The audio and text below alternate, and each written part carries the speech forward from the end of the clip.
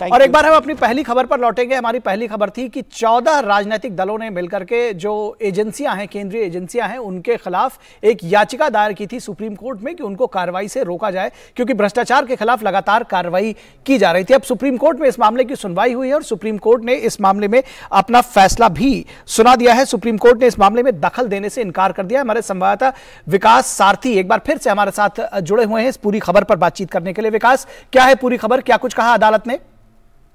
कुल निखिल, इस पे जब सुनवाई हुई तो चीफ जस्टिस ने एक सबसे अहम जो सवाल पूछा याचिकाकर्ताओं से कि क्या विकास आप हमें सुन पा रहे हैं? निखिल, आप मेरी आवाज सुन रहे हैं? जब सुनवाई अभी निखिल इस मामले में हुई तो चीफ जस्टिस ने जो सबसे पहला सवाल यहाँ पर पूछा कि क्या एक तो ईडी सीबीआई जैसी जांच एजेंसियों के इस्तेमाल पर विपक्ष को झटका लगा है। हमारे संवाददाता विकास सारथी हमारे साथ जुड़ रहे हैं। 14 विपक्षी दलों की याचिका पर सुप्रीम कोर्ट का सुनवाई से इनकार हो गया है। सुप्रीम कोर्ट ने कहा है कि वो इस मामले में दिशा निर्देश नहीं बना सकता और सुप्रीम कोर्ट का कहना है कि कानून सभी के लिए बराबर है। सुप्रीम कोर्ट का कहना है कि नेताओं के लिए अलग से नियम नहीं होंगे और कानून सभी के लिए कानून बराबर है। और ईडी सीबीआई जैसी जांच एजेंसियों के इस्तेमाल पर विपक्ष को बड़ा झटका लगा है। 14 पार्टियों ने याचिका लगाई थी और उसको सुप्रीम कोर्ट ने खारिज किया है। 14 विपक्षी दलों की याचिका पर सुप्रीम कोर्ट का सुनवाई से इनकार किया है। सुप्रीम कोर्ट ने इस याचिका को सुनने से ही इनकार कर दिया है। सुप्रीम कोर्ट ने कहा है कि वो इस मामले में दिशा निर्देश नहीं बना सकता। हमारे संवाददाता विकास सारथी इस पूरी खबर पर हमारे साथ बातचीत करने के लिए जुड़े हुए हैं।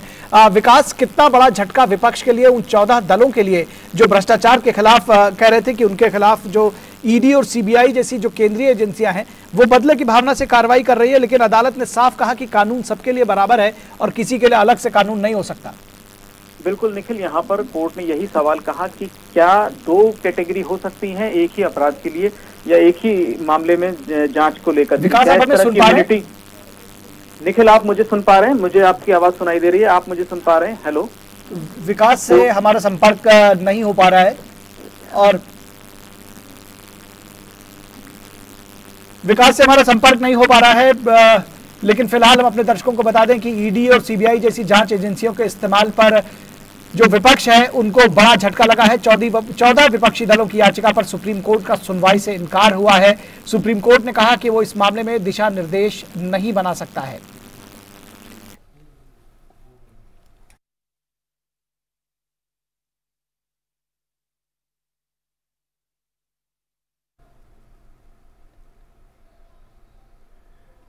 अरे कॉल बैक किसी दूसरे से एक बार फिर से कोशिश करते हैं विकास सारथी से जुड़ने का। विकास, किस तरह से आप देखते हैं इस पूरी कार्रवाई को? अदालत ने इस मामले को सुनने से ही इनकार कर दिया, कितना बड़ा झटका 14 दलों के लिए, उन विपक्षी दलों के लिए?